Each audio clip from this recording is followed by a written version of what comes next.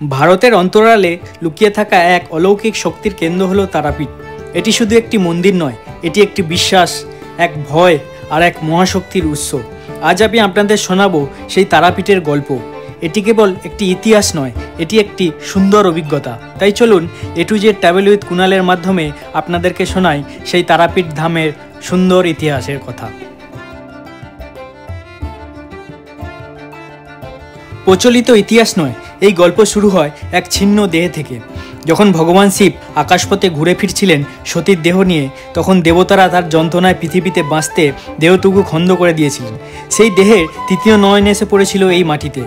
এই কারণেই তারাপীঠ শুধু একটি শক্তিপীঠ নয়, এটা সেই জায়গা যেখানে ঈশ্বর নিজেই থেমেছিলেন আর রেখে গেছেন এক অদৃশ্য শক্তির প্রভাব।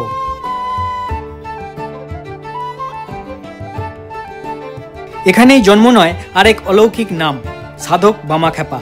সে ছিল ভক্ত সাধক, কিন্তু তার ভক্তি ছিল রাগে জ্বালা, ভালোবাসায় পাগলামি। সে মাকে মন্দিরে খুঁজত না, খুঁজত শ্মশানে, আগুনের পাশে, নিদের হৃদয়ে। আজও অনেকে বলে রাতের নিঃশব্দ বাতাসে মা আর পাগল ছেলের কথোপকথন এখনো শোনা যায়। তারাপীঠের ঠিক পাশেই আছে মহাশ্মশান। রাতে এখানে অন্ধকার ভয় দেয় না, বরং শেখায় চোখ বন্ধ করে মাকে ডাকতে। তন্ত্র সাধকেরা বসে থাকে আগুনের পাশে। তারা কিছু চাইতে আসে না, তারা শুধু দেখে আর উপলব্ধি করে। তারা জানে এই জায়গায় মা শুধু পুজো নেন না, তিনি পরীক্ষাও নেন।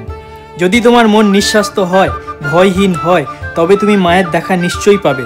তবে তোমার মন যদি খাঁটি না হয়, তুমি তবে মায়ের দেখা তো পাবেই না, বরঞ্চ কেবল দেখবে শুধু ধোঁয়া আর ধোঁয়া।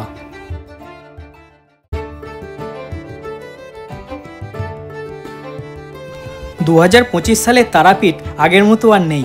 আজ এখানে বিশাল ভিড়, উন্নয়ন, পরিষ্কার রাস্তা আর হোটেল। কিন্তু একটা জিনিস আজও আগের মতো আছে।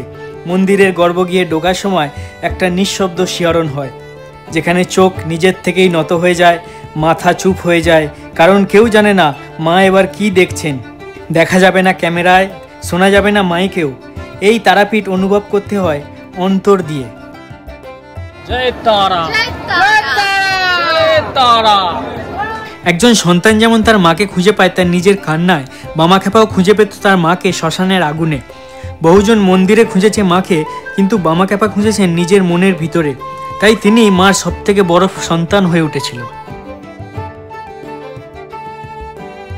এই মন্দিরে কেউ আসে মানত নিতে, কেউ আসে কান্না চেপে রাখতে। কিন্তু একবার যদি মা তার কৃপা দেখায়, তুমি পাল্টে যাবেই। তবে বাহিরটা নয়, ভিতরটা। এই সেই জায়গা যেখানে ঈশ্বর শুধু পুজো নেয় না, তিনি তোমার কান্নাও শোনেন। এই ছিল আমার দেখা তারাপীঠ, একটা অলৌকিক অভিজ্ঞতা। আমি কুণাল, এ টু জেড ট্রাভেল উইথ কুণালের থেকে এই শক্তির কেন্দ্রে একবার গিয়েছিলাম, শুধু ভিডিও করতে নয়, নিজেকে খুঁজে পেতে। আজকের ভিডিও এখানেই শেষ হচ্ছে। দেখা হচ্ছে একটি নতুন পর্ব নিয়ে পরের ভিডিওতে।